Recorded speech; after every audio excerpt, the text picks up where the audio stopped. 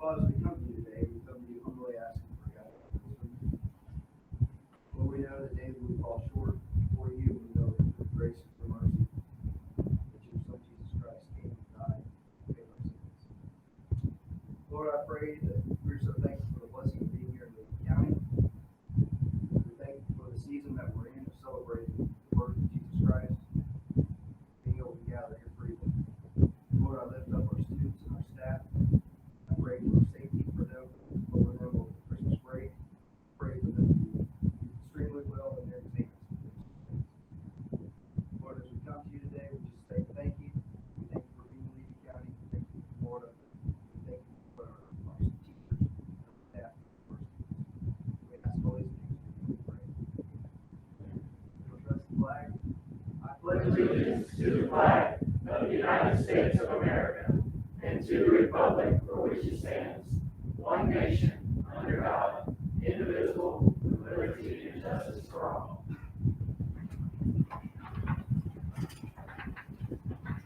I hear a motion to adopt the agenda? So moved.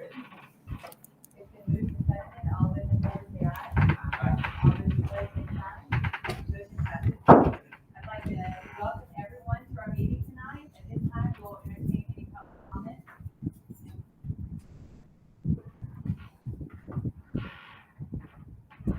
Good evening. For anyone that may not know, I'm Annie Whitehurst, the director of the Lee County Schools Foundation. I am here tonight with some very exciting news. Christmas came early to the foundation yesterday. About a month ago, Dorothy Blue of Duke Energy gave me a call and asked if she could come and be a guest at our next foundation board meeting, which is today. So of course, she said, absolutely, Dorothy, we'd love to have you. We didn't really know what she was going to do, but when she showed up, she came bearing this check for $5,000 and thanked the foundation for all the work that we've done the past year and a half of crazy COVID chaos, and just gave Duke's appreciation for our educators, for everything that they've been through the past year and a half. And like I said, thanks to the foundation board for stepping up and stepping in and trying to continue our fundraising efforts to support our teachers in schools. And it's unrestricted funds. I think everyone will just, happily accept any unrestricted dollars. So we invited the superintendent there. He invited Dorothy to come tonight to share. She was unable, so I said I will go and make sure that the board knows. I know they will want to know, and I know they will appreciate the gift from you.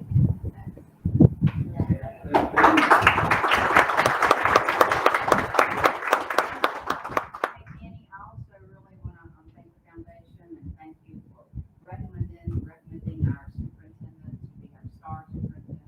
That he was very nice award, very well deserved. Thank you for the foundation.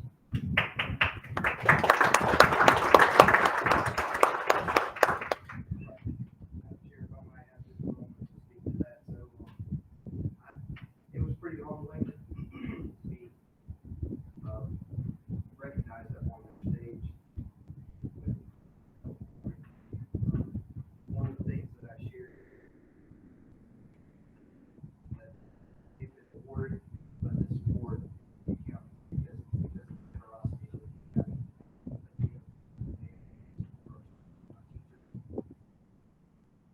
Business partnerships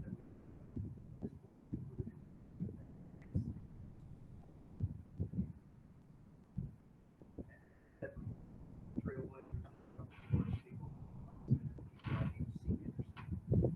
like my mother that put focus on education. Video that come from there. So thankful for the partnership with the foundation. And there was a yeah back and forth at one point in time about who has the best board. So it got back, but I'm going to say that we have the best executive director of the foundation.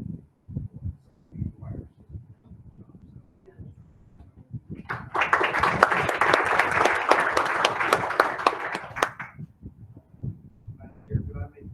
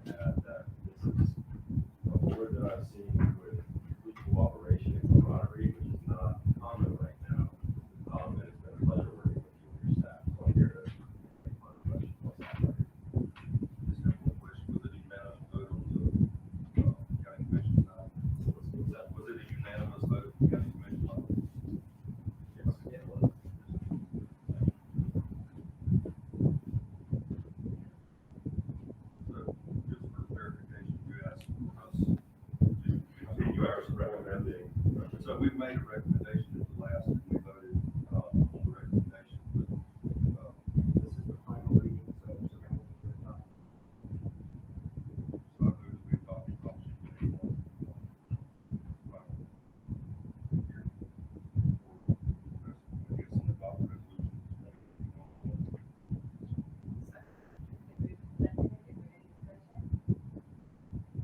Seeing none, all those in favor say aye.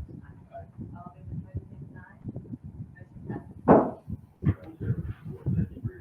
Motion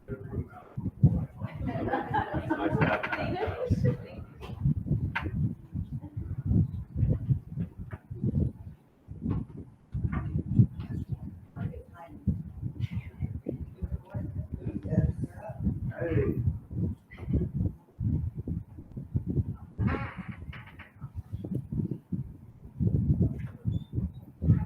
With some encouragement from, our leadership, I just want to recognize, take a few minutes and thank a few people for the board, community support, for our 2021 Chiefland Indian football team. I know Ms. Boyle has helped with dinners and stuff like that, and, you know, encouragement for the boys, also Ms. Brookins, serving, those treasure deals, weekly, and, words of encouragement to the guys, and we want to thank you for that, but we brought some players, if you guys stand up front here, we want to thank you guys. We want to honor them and recognize them on a great season. They finished 11-2, made the Final Four for the first time since 1998. Had another senior here tonight. Wasn't able to make it. Got a surprise visit from his brother, who is in the military. So he wasn't able to make it, and I told him that was completely fine for missing. But the two guys on the end there were seniors, and they've had a great career at Chiefland Middle High, and we're thankful for them and the legacy they left and the leadership on and off the field through their grades and through just being an example to the community and to the kids that's following right behind them. But I just wanted to recognize them and recognize the team and for the job they've done this year and what they've done for the community.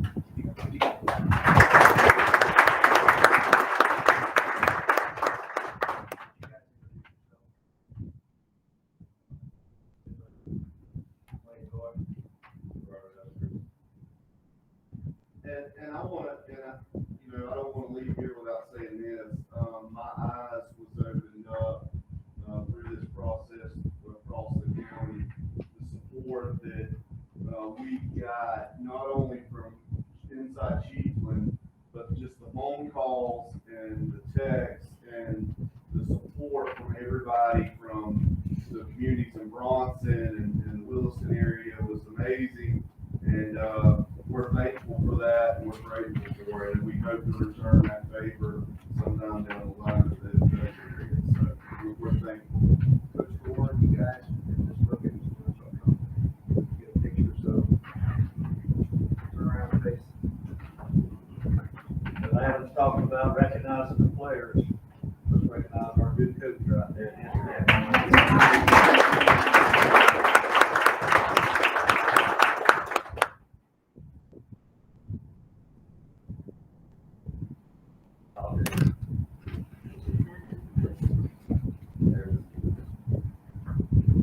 Thank you, guys. Thank you. Thank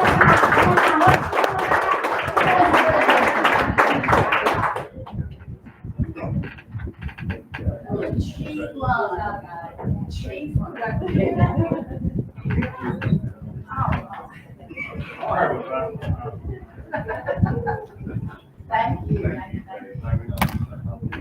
Charlie Brown was. Okay, this time Mr. Eastman and Mr. Stockton. And And Mr. Huber.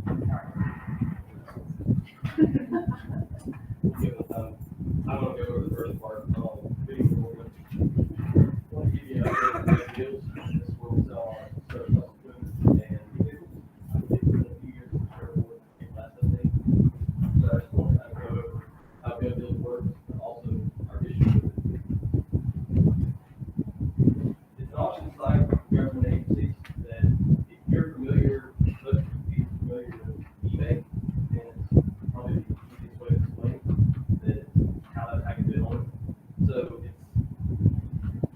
we set the starting price and the amount of days we have on the auction.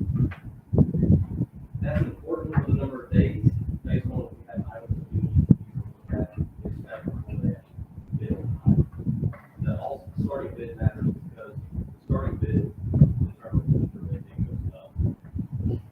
I want to speak on the auto extension, but you've probably been on the page before you get down the last 30 seconds. Get out it. Gerald mentioned this to me before, we never used it until here recently. So that actually gets down to the last 3 minutes. We will auto extend the bid on something. So for one, we're getting the most money back. School board is, and there's no limit on it, so it's not just another 3 minutes each time somebody bids in the last 3 minutes. So I felt like that was a good thing to actually go back. Another one thing I thought I was going to mention is the fire screening. We sell it out. We sell something for $1,000 per year. We opted for the buyer to pay the premium, so they pay the full 12.5%. That's something Gerald started. There's options for the big part of it, or and split with buyers.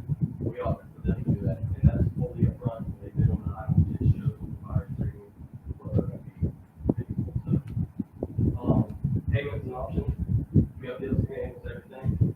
When the money side of it, we get a notification when buyer, when they bought something. We get that notification, we get it when they pay for it. If they pay for it, so they pay for it. Then we have to go back home to the gov deal, tell them that they picked up. That's when the money comes through. They receive the money. And it goes from there. I want to speak also, I'll speak to that too. That you'll have questions. That will go to the money. It's equal opportunity for anyone. So anybody who's supported, there's no way to get past, okay, it's all equal. So they can be able to bid on anybody in here. History of it, we started it in February 2015, first item we put on there. Most recent was the end of October of this year. We've sold 152 lots in that time period. It's not 152 items, but 152 different lots. So there's sometimes we think it's 152 a lot. We hired from 10 different states. We had them all the way from Michigan to purchase something all the way to Texas. And in between. That's probably about, although those are the farthest ones we actually purchase something from. So we're reaching out farther outside of just the county and the state of Florida. And that time we had probably 147,000.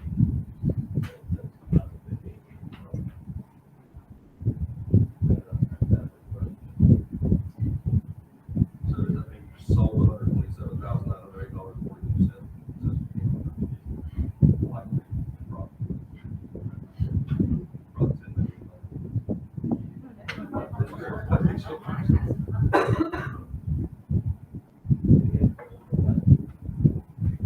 This is purely informational, this, and it's been breezy and that number. A lot of times, things come to the board, you start programs, and then you never hear back, so I thought it would just be good for us to cycle through some of these things that we put in place, see how we're working as we evaluate them.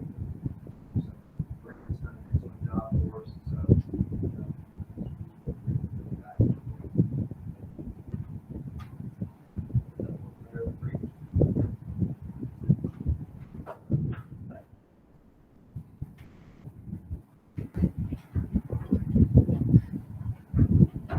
Good evening. I'd like to give you a quick overview of maintenance department before we get into, Mr. Hubert on the school. Thank you for allowing us some time, and, before we get into school duty, run down, we have 21 members of our team in the maintenance department. That includes myself, secretary, custodian, 3 ground sweepers, and 15 tradesmen. And 15 are people to do most maintenance facilities, anything from painting, to install playground equipment, repair playground equipment, hanging, pressure washing, all things electrical, plumbing, all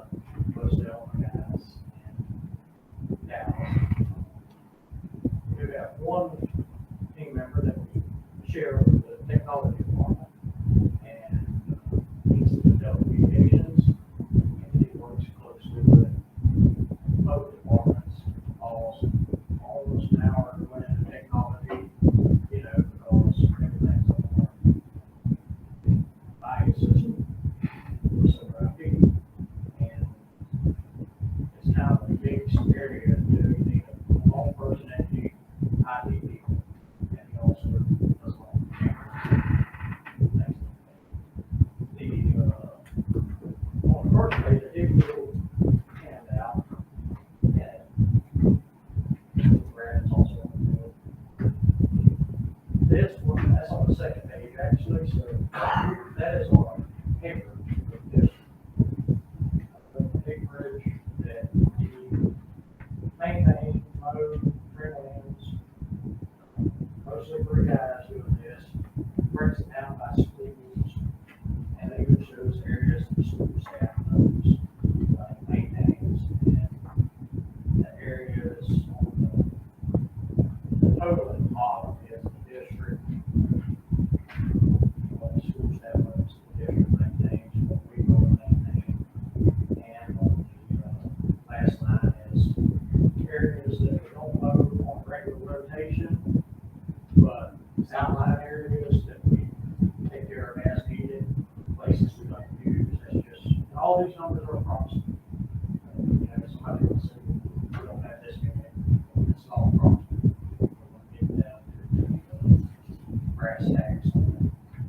One school that says 5 acres, they have to pay, or maintain 5.5, I'm not, split acres. Do you have any questions about that part? Maintenance, as far as ground maintenance. That's taken care of mostly by property grounds. On the next slide, there's a square footage, facility square footage. And it's got a little bit of detail, every school and square footage, the total square footage that we deducted, covered walkways, building square footage, and that's our total throughout each school. And at the very bottom of that, I think it's on the next slide, I think, it has our district. We have our district office facilities, right, the bottom, then our total district facilities, square footage is 1,160,021. Covered walkways, down to 205 acre of that, and then the building square footage is 954, 213. Again, all this is approximate, get down and get the actual foot, but that's not what we're trying to do. Yeah, any questions about that? Yes. Just, briefly, when we look at the, district-wide, on that previous slide that you had up there, how does it get broken down? Well, the approximate acreage both by district staff, so for Yankeetown and Cedar Key, and then Cedar Key Rosewood, which is the ball field area, right? Yeah, with that references. So that only gets mowed by the custodial staff, or how does that work for those smaller Now, schools? on the Yanktown, the school staff was building the school, and our guys mowed the big areas. Cedar Key, that work that, we got Cedar Key, total acreage is 8, where it says approximate acreage mowed by school staff. And this is stuff I was doing now, percentage is 3 acres. They mow the whole school. The school staff does, but we got a big area that require mowing. So, and then you take off the buildings, so that acreage includes, it's off property raises the total acreage of the site. So you take the buildings off, you take the areas that doesn't have to get mowed, it's, we don't mow in Cedar Key. Is there,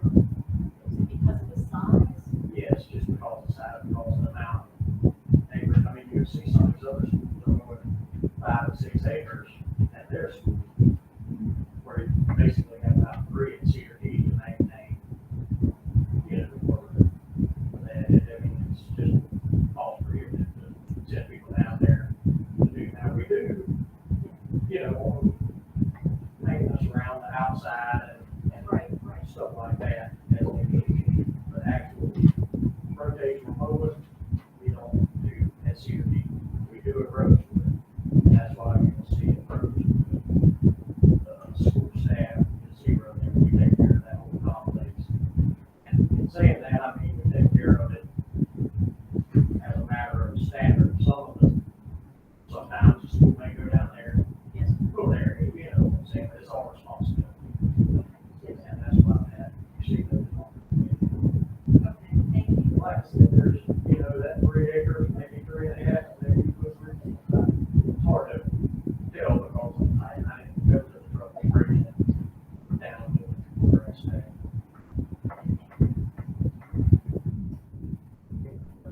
Or that, the matter of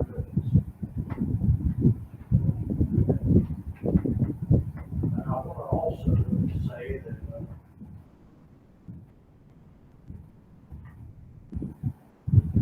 we work very closely with Brandon and his team of purchasing on all of it. Really, dash together, because, you know, he's helped us a lot with this school too, on the setup, populating the stuff on the back, and I'm fixing our over the back, but I'd like to say a couple of things. I don't know, you know, some of y'all may not know Mac, most people do, but Mac has been a HVAC thing for years. How many, 17, close to 18? And he's now a maintenance foreman and the HVAC thing. There's a problem. And he's taken, recently, he's taken lead on the school building asset central workmanship.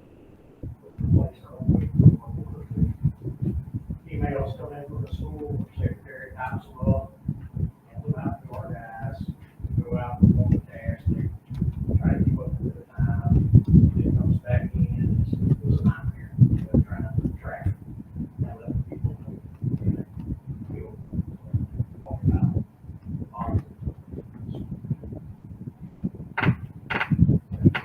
also has taken on the role of the Q card systems, key card system for our new chief, no high school. He's printed badges, he's taking care of the animal software on that system too, so he's very valuable.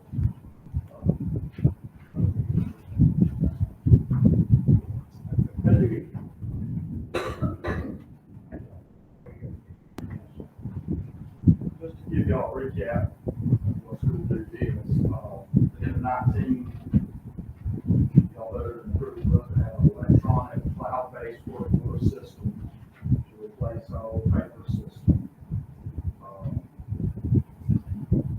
Basically, it's just, anybody in the schools have access to this. Right now, we're just utilizing 2 or 3 people per school, in the office. They go onto the site, they put a work order in. It's real simple, it's about 3 steps. Brief description of what their problem is. They pick a trade, what fits their description, and they pick their site. They're located in the line. And they send it, and it's basically pre-programmed to go straight to the trade. So like a plumber, when they pick a plumber trade, he gets that call on his problem. Could be anybody associated with the plumber. And so all the trades are directly routed. If you come to the office, then we have to reassign the complex sometimes. But it's the technician put it in progress at any time. The person that is requested at the school can see the status, whether it's in progress, parts on order, or it's being completed, and there'll be notes what the repair was. And that can be looked at while it's ongoing, or it can be 2 years down the road. So that's kind of the nutshell of what school is. So we just got a little bit of information on kind of some data that we put together since we've been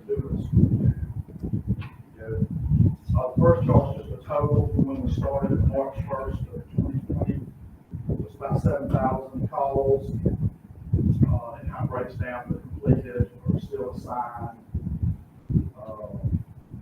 Just some information there. And the next chart is just about trade calls in that year to date. You know, just about 1,100 AC calls, and just kind of going down the scale. Then we just kind of did a snapshot of the 2021 school, our first full calendar school year. So we had about 4,000 maintenance requests, completed 3,700. So denied, a lot of that's just duplicate work orders sometimes, but just impossible to complete. Just kind of just broke it on down into a monthly,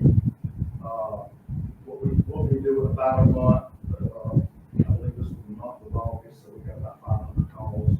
And then just right on down to the,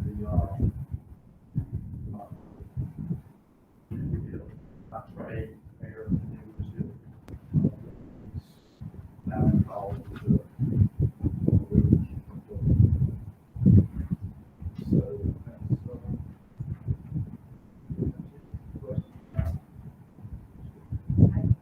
Great program.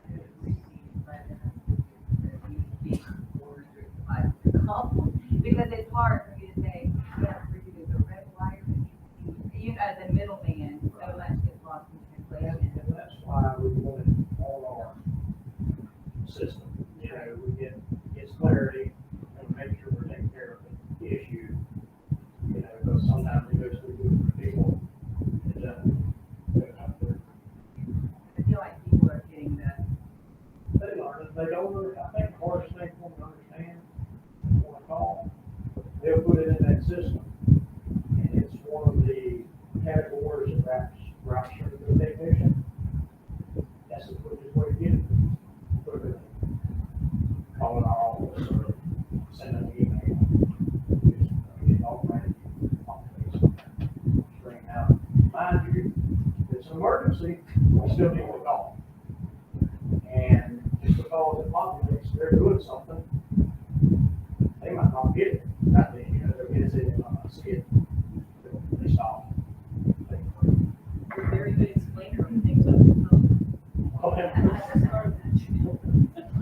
So what does PM non-PM stand for? So PM is, we have the ability to, we haven't quite done a bunch of it yet, but we can schedule regular maintenance. So here, the filter changes is a classic example.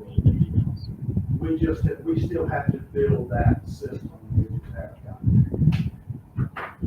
it. So this is just a 1 week snapshot. That was a 1 week snapshot, how many calls? You got 140 calls, and you got 129 of them complete. That's pretty doggone good as well. And some of those, you see the denied, and some of them are assigned. That means they come into us, we've had to, us, we and him.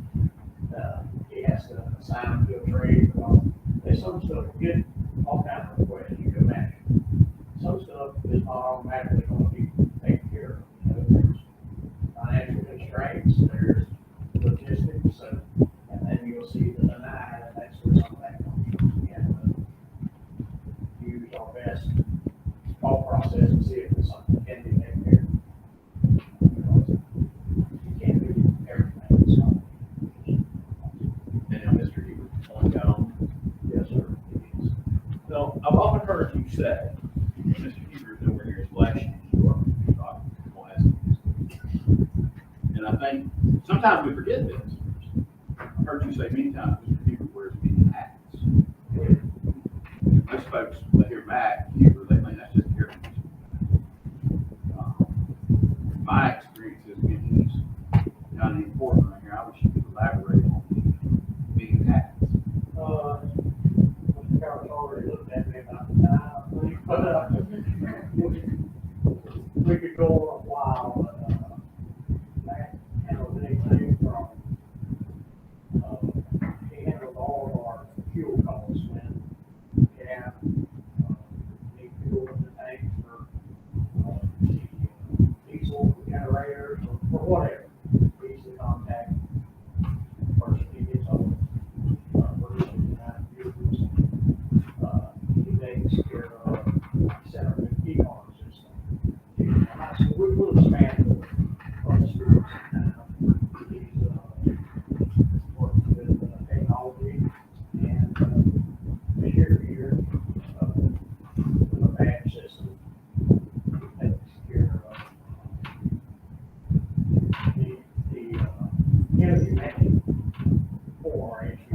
students, which is basically another computer program. So when on the street, some of you,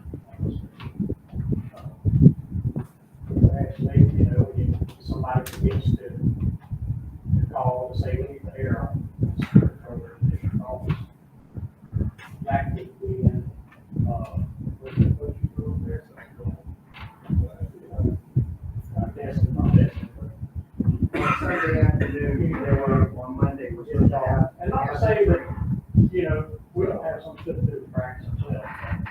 Most of the time, if he's got it on his plate, it's taken care of. No time has he ever said, can't get to it, he'll say, I'm getting a bit more, get back to the service. He does that. And also, we need to, it's just, I mean, you know, most of them make them smarter, cuts out each other. Transfer skills in a lot of areas. Software, stuff with these energy management, and these other systems, and the e-commerce system is really money. It's discussed here, technology here, a while back. It's not something I'm good at. He didn't say I'm not good at it.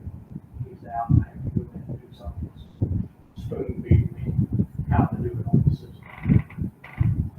I asked that question, I kind of knew the answer ahead of time. I asked that question because here's what that man right there will brag about himself. He does not like standing up there right now. That's I up to him, but he does an outstanding job for us, as all our employees do. But to me, that goes above and beyond. That would be like, I want it done. One of the few employees in our department that has, I would say, impact for his work hours and making illness events, raising money.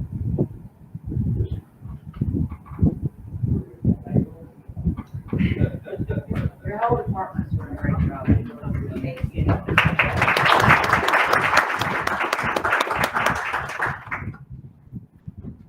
on the agenda is the American Rescue Plan with Wade, Superintendent, and the board.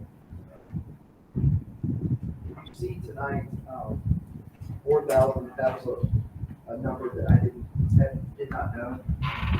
So in a year's time, so 365 days, which we don't work 365, try not to, so, but, that was a little eye-opening for me to see how many of these calls and staff. So, those guys and ladies do a great job, so now showing two ladies that do a great job, so it's Jerry and Blake. So we're gonna go through kind of a quick slideshow. I know that there was a ARP, or as it's commonly called, ESSER 3 survey that went out to all of our staff, all of our students, parents. So it was sent out by Remind. We had roughly about 509 respond. We had about 74 comments. Sit through the 74 comments and take out about 20 that were asking for different things that don't associate with ESSER 3, like better food or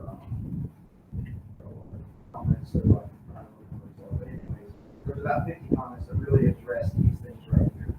So as you can see here, so Mr. Edwards and I had a conversation today about neat glasses and our eyes going bad, so I may need to look over this way.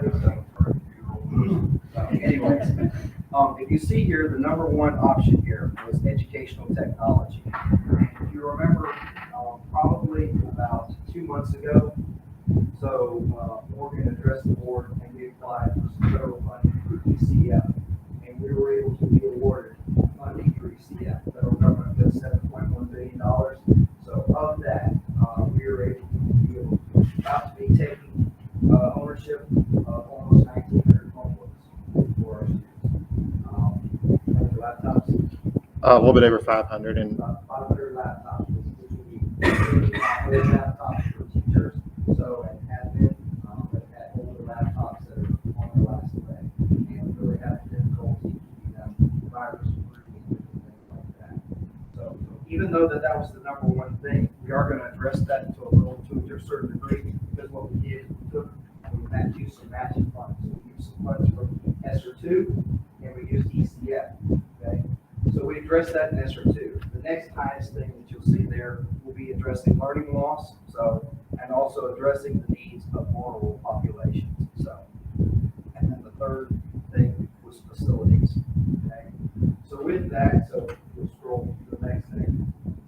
So talking about addressing learning loss. So you'll see on there school math coaches, and we kind of tweaked that today. So we're going to look at including science with that also. So it's going to be a math science, similar to how we use Ms. Ruiz, who's come to the district as coordinator of math science, kind of a 75 mix and match there. 75% of the time is spent on math coaching. So helping modeling in classroom, also helping with some remediation to a small degree. The next is an MTSS coordinator. You saw that there's a job description that's coming to you today for approval and consent agenda, and it's in there talking about how that process will be able to help. Earlier today, we saw a student in an executive session that would have been helped by an MTSS coordinator, being able to identify some things earlier on to help track and help provide some supports. So this will be the process that will help support and facilitate students being on the path to a 504 ESC. So that's what the process will go. The next you see career and technical is that, so there'll be something to be addressed in here. Last summer I came to you and talked to you about full textbook adoption. This year was ELA. Ms. Heather Rollins did a phenomenal job last year leading us through ELA textbook adoption, and that process is very hard, administrative process that goes through of making sure that we're meeting deadlines, but also giving the public the opportunity time to evaluate the materials that are in front of our students, and parents are able to evaluate that, and our teachers are able to evaluate to make sure that they are in line with the new standards that the government and the Commission of Education rolled out. We're in that process now with math. So we're able to roll out full ELA. Our textbook adoption allocation is about $450,000. So it's $7 million. So we'll be addressing that here. So knowing that math is coming up, it'll be about the same dollar amount there to address that. Performance matters. So Ms. Lewis, we sat in a meeting with our reading coaches probably maybe about this time or maybe January last year. And our reading coaches, this was something that they had, and then we had made a decision as a district to kind of find products and go in a different way, different path. And they kept just gnashing their teeth and throwing things at me that day, so saying that they needed performance matters and how important it was to help be able to track our students. It gives a nice, clear picture on how students are progressing, whether they've met their ELA graduation, whether they've met Algebra 1, or whether they got the important score on the ACT or SAT. So it gives us the ability to help track those kids there. So there's some other things that we're looking at maybe adding to that process. You see guidance and support, so our discipline learning tools. So we're looking to add a guidance counselor position, so we approved it recently.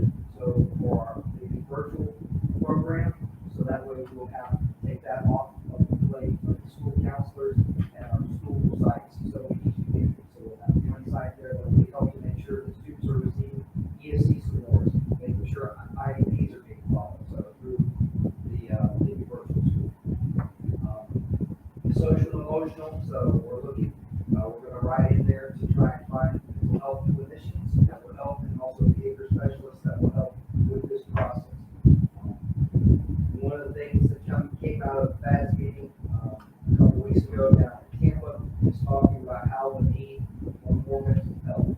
We know that we're seeing this when we go on our school visits, administration has brought these things. It's a fact of the matter, our students are dealing with things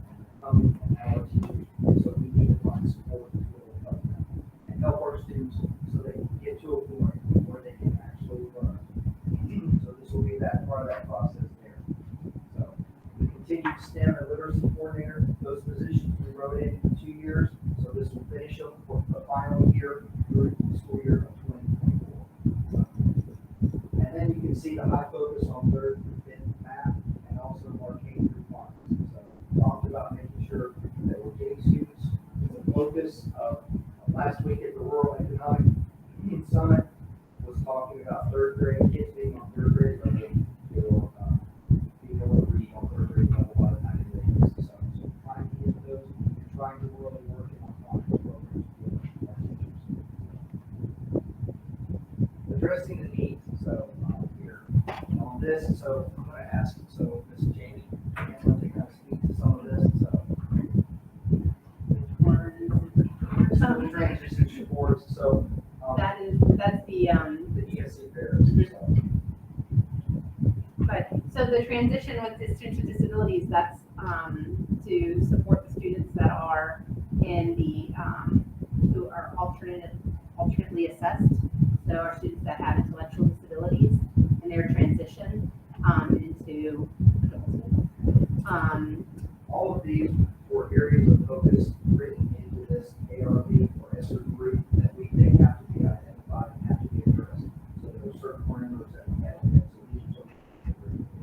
The inclusive pre-K, our ESC support, so Ms. Becky has done a phenomenal job trying to work on getting some technology into those ESC classrooms, so our pre-K students, so I know this board has made a focus that BPK is, that we're not going to charge them, and that they're there for the full day instead of just 3 hours that the state pays us. I think $27. We've run that at a deficit. The last year when we figured it out, we were at about $460,000 and we split that program. But you value that program. You see the value, how it's creating students being ready for kindergarten readiness. And so I think that's one of the reasons why we've taken a step forward and why we're one of the leaders in the Tri-County area with our pre-K program. So we are seeing a lot more ESC child line fiddlers. It's identifying kids that are 3 years old. Those 3-year-olds are coming to us, ESC, and we know provide services. So Ms. Becky and Ms. Johansson, so there. And then district transportation, homeless and foster, so that's also under Ms. Becky. And identifying, being able to find, right now we have students that we're transporting to Dixie County, so we pick them up, they're homeless right now, we transport them to Dixie County where they met a bus so that they can go. Because the idea, with McKinney-Vento, they want those students to be able to stay in their home school and not to be as least disruptive for them in that environment.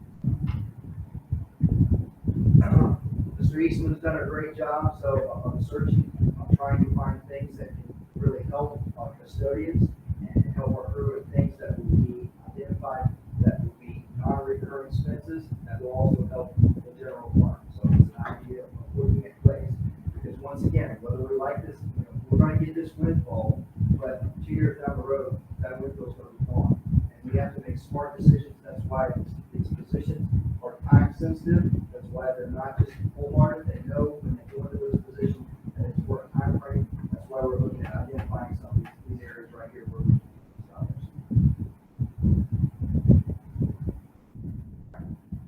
would you like to speak on bus tracking or Mr. Masters? The system is called Traversa, and it's something we've looked at for a while now. It is a system that is it's a comprehensive system for transportation. So it includes everything from routing software that would, for example, allow a sub bus driver to see the route and follow the route on a tablet that's mounted to the dashboard of the bus. There's an integrated app for parents, so they can get notifications about when bus is, say, 5 minutes out for drop off or pickup. It allows for, and this is how it ties with COVID, for very extensive record keeping in terms of student attendance, seating charts, things like that. There's some maintenance component. The overarching idea of ESSER 3, so how does this relate to COVID? How does this relate to learning? Those are the 2 focuses that we really have to keep an idea on. So MIS personnel support, so we know that we're about to get 1,900 student devices along with 500 staff devices. So we needed extra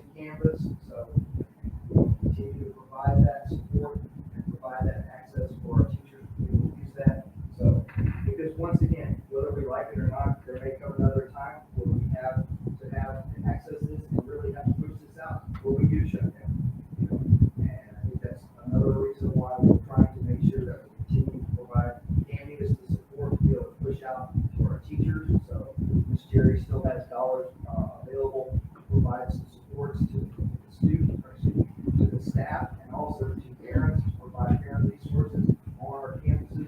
We communicated that back to admin so they know that they have that access if they need to have those kinds of continue.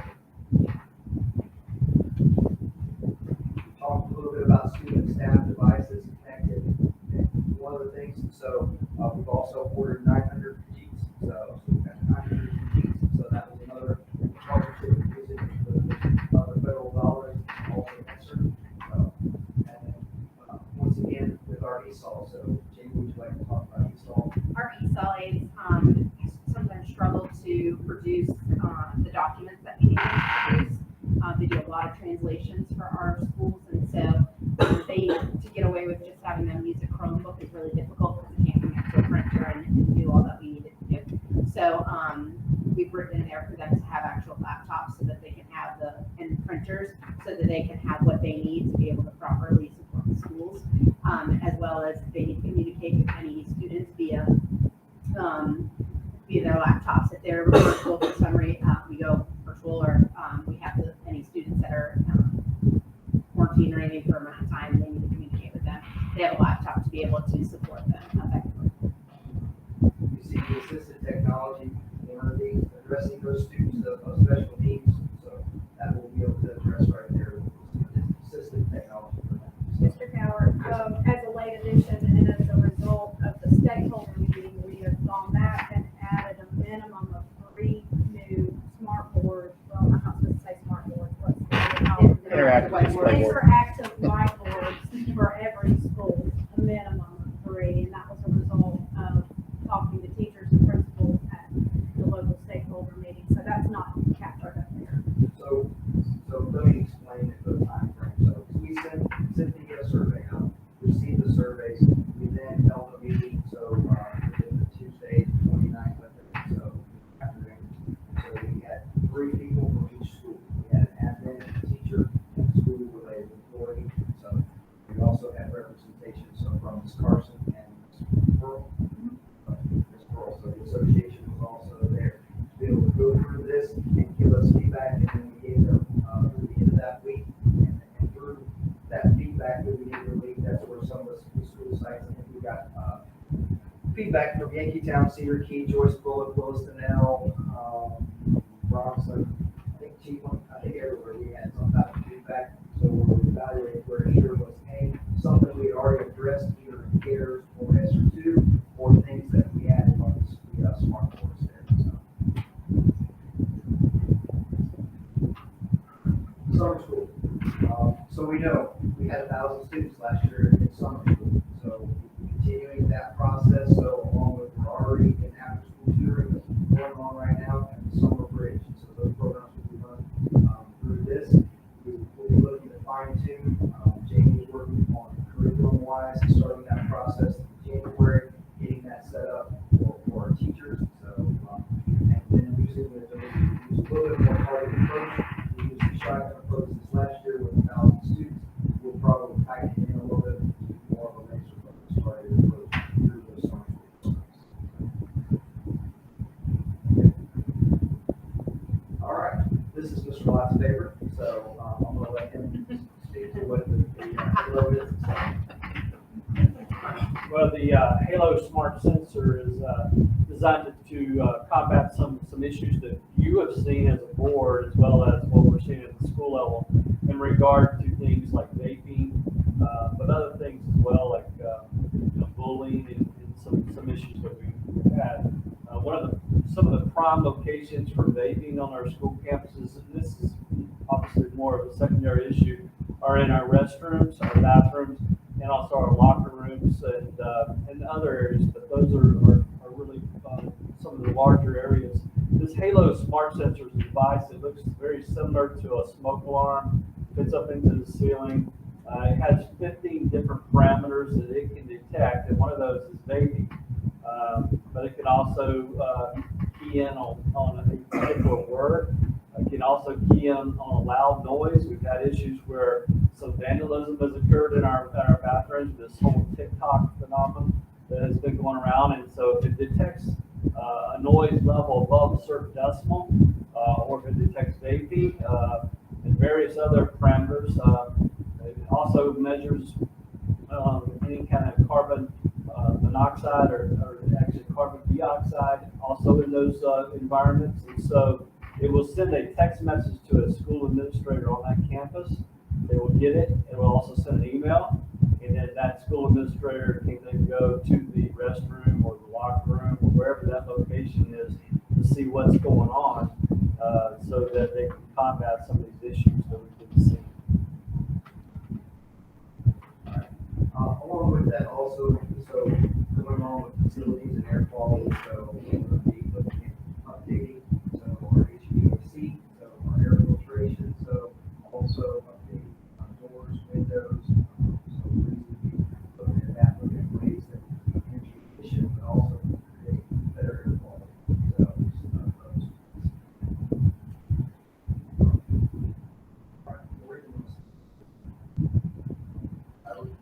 Yes, the Fortinet security package is an upgraded system to our existing firewall system.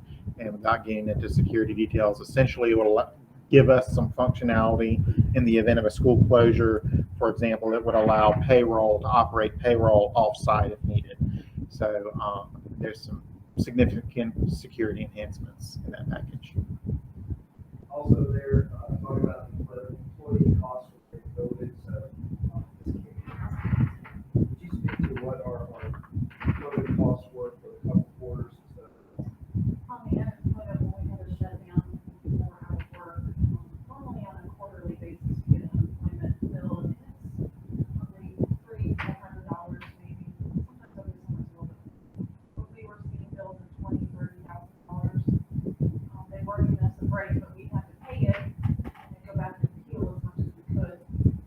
We've not seen any of those appeals be reimbursed in the district yet, but I think hopefully we'll see those come back, but we don't know. So if there's another shutdown in the future, we could see that employment costs rise again. Health insurance we saw this year, COVID obviously increased our health insurance costs.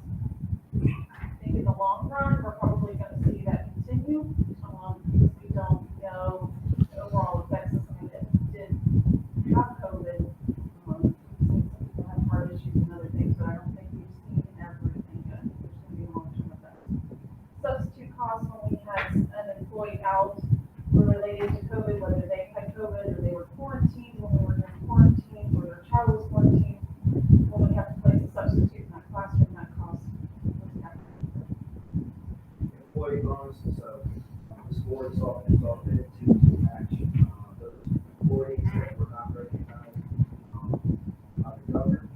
So they were awarded a bonus as of this last Friday, paycheck. So the board was glad to be able to recognize the hard work that our cafeteria people, our bus drivers, our school counselors, our APs, so our maintenance people, everybody in between, that they provide in the role that they played last year. So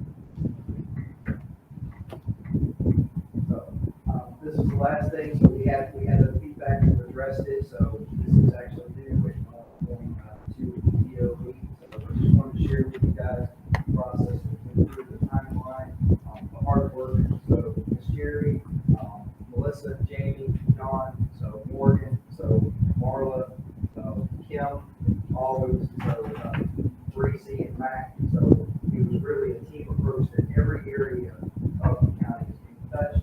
And our students, our staff are being able to be supported. Make sure that we help them with learning loss, but also we help them succeed. So, questions?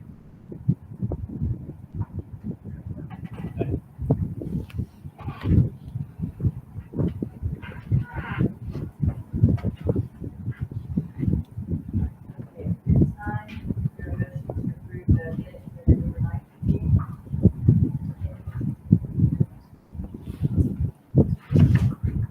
Seconded, any discussion? All those in favor say aye. All those opposed, same sign. Motion passes. And I know all of you had a chance to look over the consent agenda and talk to Mr. Howard, but that's all we have anything that.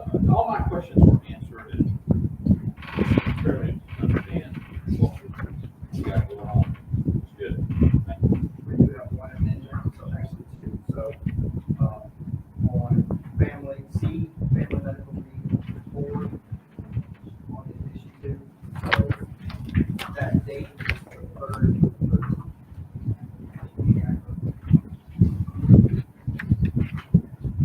Also, on D, professional leave request, D3, post-director, that's second.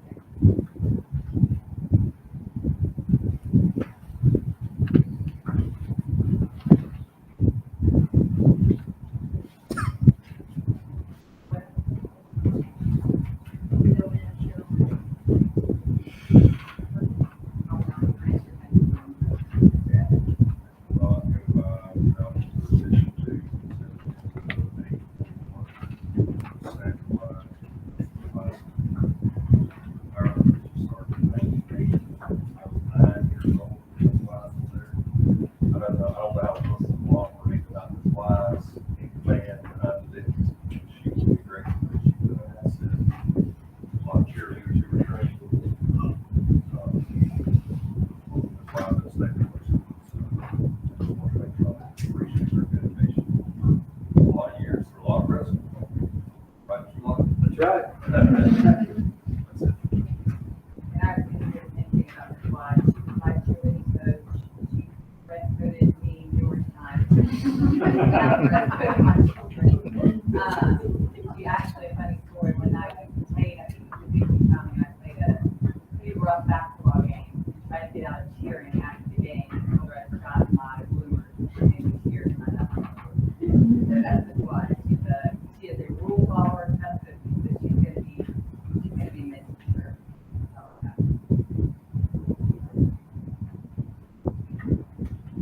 Thank you. It's been moved and seconded. Any discussion? All those in favor say aye. All those opposed, same sign. Motion passes.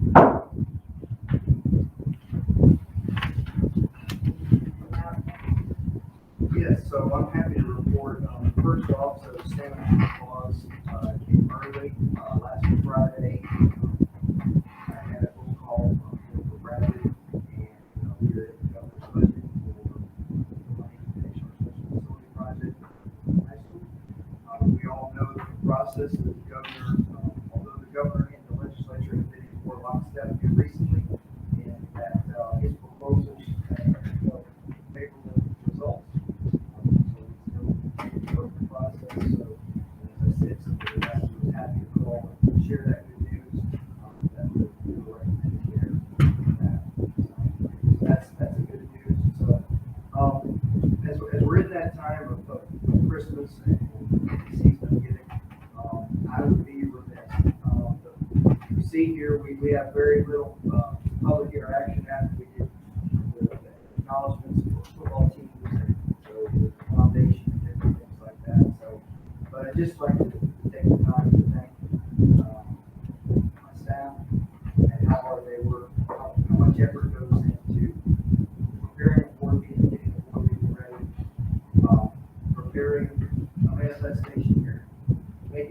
sure that, the trash has been picked up, whatever it may be, the student is on the bus, so driving the bus, making sure our teachers are being supported, so making sure, people are paid. I just want to know publicly how much I really appreciate them and how thankful I am, how much I love them. Wish each of you a Merry Christmas, and I want you to know how much I appreciate you all that was, and receiving the award, and then also just be able to participate in that. And with that, we had last week our district teacher of the year, and SRE of the year was selected, so anyone has it now, so here, you'll see there'll be a picture, so, I won't steal Mr. Etheridge's thunder, so, but I will say that it was a clean sweep, and that our teacher of the year was Ms. Jenny Atkins, who was a group coach at Mel, and our SRE of the year is Laura Ascott, so, and then our volunteer of the year was Justin Teresa Holland Park. So, the backpack program, actually, the Wilson Elvis was for some districts. And the Santa shop was busy. Ms. Hardy was there, helping kids wrap gifts. So just three people that will represent us very, very well as they move on to the state. Now, time for board comment. Raja? Yes, ma'am. Something that's been brought to my attention that I want the board to know about. We have a person who has been hiding a secret from us, and I think it's time for that secret be brought out. Mr. Benny, could you bring up this picture? Chris Coward is actually Santa Claus. I want him to answer for this. Mr. Coward, what do you have to say for yourself? I want to say that is a wonderful sight to see a superintendent do that for some kids. Did a great job, and fits you. Beard is a natural for you, man. All my questions were answered. That jolly old elf right down there. So we'll move on from that. Thank you. Do not hold Mr. Bennett responsible at all for any of that.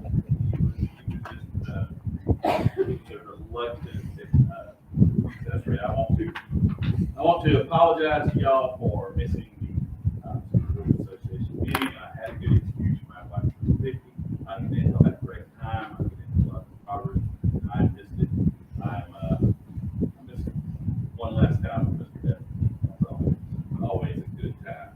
I want to give a big pat on the back to Bronson Middle High School on the 7th. They had a band recital and a Christmas play. This may not seem like a big deal. It's been over 15 years, something like that, still, at Bronson Middle High School. I'm not going to sit here and lie to you. All of that. I have not been known to know the story whatsoever. But was it perfect? No.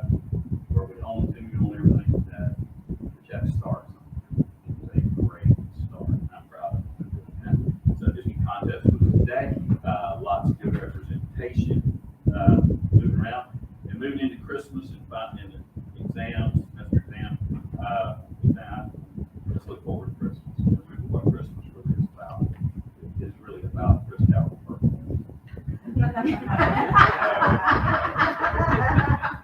We all know what it's really about. It's not about a gift certificate. It's about the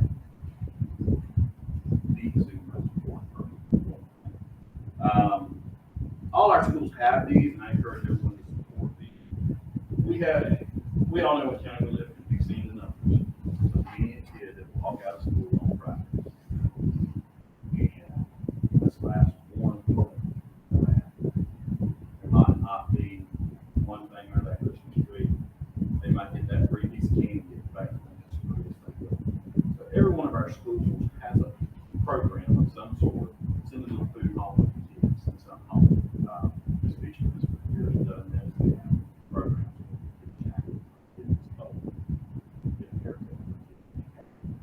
It's important. debt and support these people. Often, it always seems kind of funny to me. And I'm an old Scrooge, and I'm an old Grouch when it comes to all this kind of stuff. About the time I'm good and fed up with having to buy my kids presents and dealing with, I'll see some kids that have the things that I've been able to provide. It always gives me a start with others. Makes me say, wow, I really kind of blessed. I think we all are. I think it's important that we continue to pass that blessing. To have an opportunity to help a person with the Christmas holiday. Please. Means a lot. And means a lot. That's all I have. And a goal.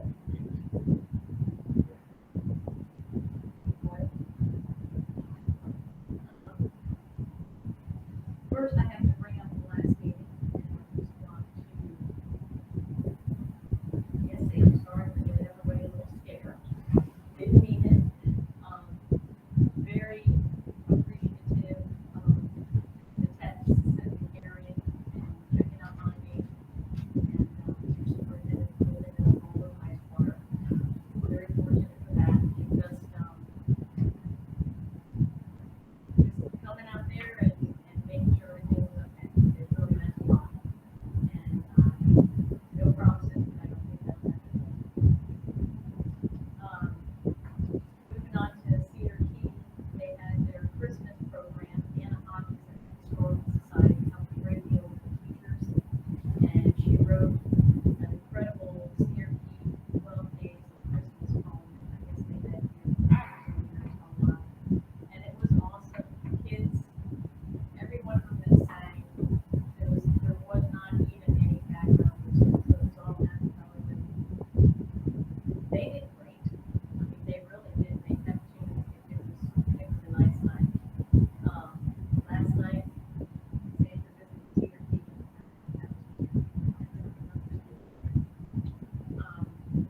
But we had a good time down there, and basketball is still going strong. Small team, but they work hard. They really fight against those bigger teams.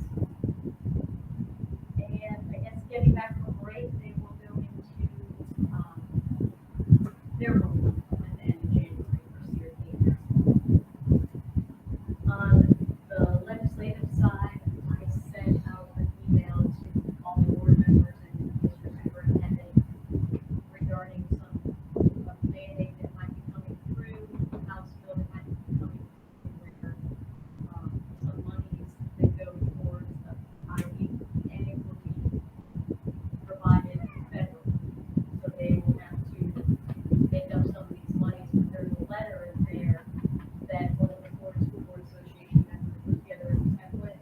If we wanted to, we could send that, just fill in the board member name, what benefit you see from that, and send it out to the representative. It's all listed there for you. So if they hear from us, it might not be. It's something in our favor. We had some great learning sessions down at the conference. Missed the topper for Friday. I was staying to get some certified board member points, and my class didn't end, so I'm sure the topper was great. Didn't mean to miss that, but somebody calls me an overachiever sometimes. I get it, I come by it now.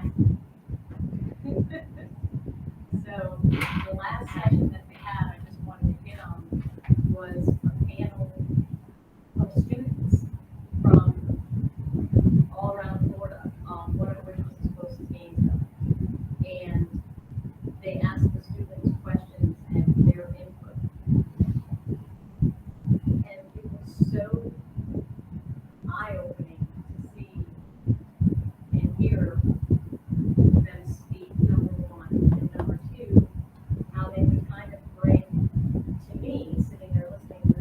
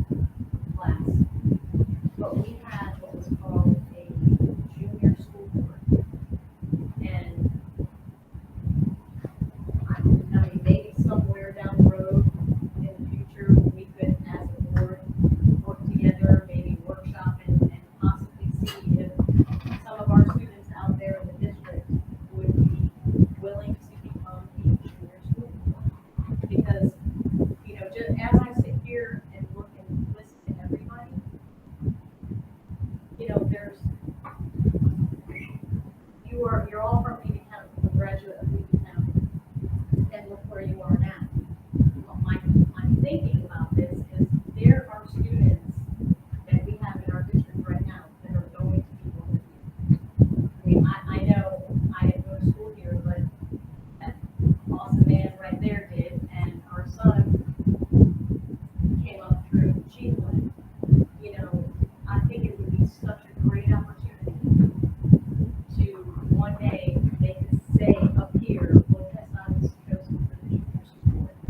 And not whether they have to come to every meeting, but it would be nice to get their input on how this. And I think it would just be a great opportunity.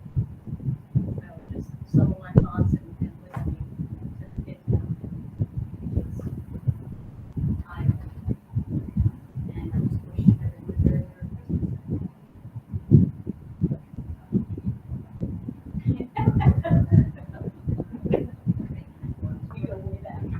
Thank you. I have a lot of great things to say about Michigan High School and really appreciate that we acknowledged the football team tonight. It was very nice. I think, the sub-district contest today, Mark did did really well. Just the extra effort that they all put in for the school, teachers, and working with them. Chiefland High School also did a boot camp, high school camp for 11th and 12th graders, and I think 14 students passed, that are, requirements for passing from graduation. They have several more that are testing, so they're doing a fantastic job and just over and beyond, and I really appreciate that. And of course, I always love to talk about the new school and the progress that they're making, and the nice lunch that you're topping out, and everybody was there, and, the owner of the company and his son, and it was very nice. We're all equally proud of that school, so I think that's nice, and then, for Superintendent Tippett to tell us that we're getting the funds when we finish, that's just great for the whole district, for everyone, so I'm proud of that. I'm also, extremely proud of our superintendent for the award. That's nice, it's an honor for him to get that, we love it. I can take pictures of it. But anyway, I want to wish everyone a Merry Christmas too, because it's going to be, January 11th, is that right? Our next meeting, and Happy New Year. Just a couple of things. First, it's always good every year to be a part of some district contest program. There's been a lot of people growing up. I told some of those two others, Judge Martin, one of those was named. We got that. So there's not very many sub-districts in the state of Florida where police any of those sub-districts. So we were well represented today. It's going to take a little bit. There were 9 categories. Creed, Riley Law, Chief, Wilson Middle School Department, Peter Dean Band, Chief Peter, High School Band, Lady Hancock, Wilson, Temperance, Fort Mills, Wilson, High School, Temperance, Wilson Middle, Open Closing Ceremony, Kate Beats, Track Driving, Chief, Prepared Speaking, Middle School, and Wilson, Judson Hancock, Wilson, High School. I think if I had that other than 7 out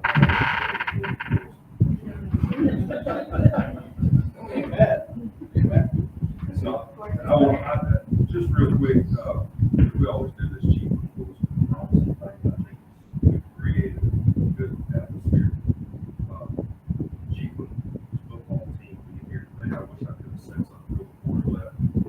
That program has done something for them that some of us were afforded the same opportunity while we were in high school that only high school football could do.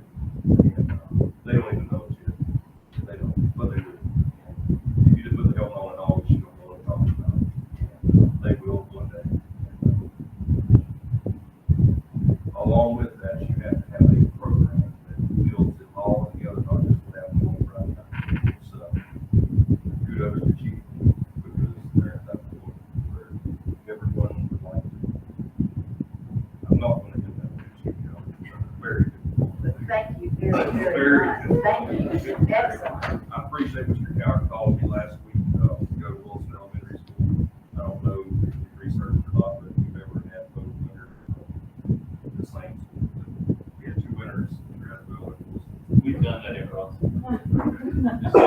but it was good. Our superintendent had called for a safety meeting, and all the teachers were sitting there like, oh goodness, he comes in, he said, you got doors propped open. Anyway, got everyone's attention.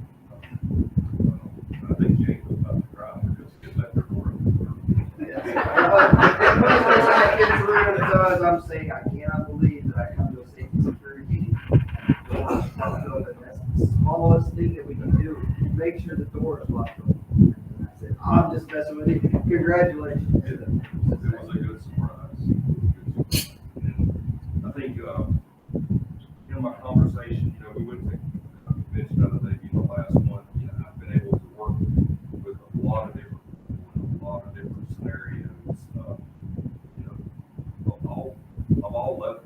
And, I don't think I've worked with a more professional person, the entire.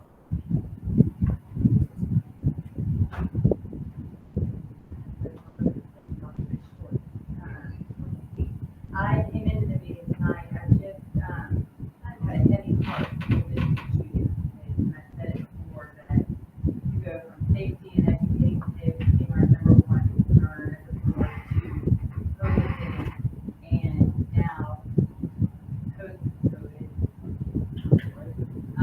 The expulsion hearings that we're seeing in record numbers, it's just, it's very concerning. I've just been very worried about it after listening tonight where our ESSER funds are going and knowing the work the district office, that our district office is doing on police report and getting the lockdown drills that we get almost, if not on a daily basis. I'm so thankful to be in a county where I believe we do the best we can to be preventative and proactive. And after hearing about the MTSS coordinator position and the social and emotional support that we have, that we're gonna use with our money, I feel much better than I did coming into the meeting. So I just want to say thank you to everyone that makes that happen. And on shout out, we heard our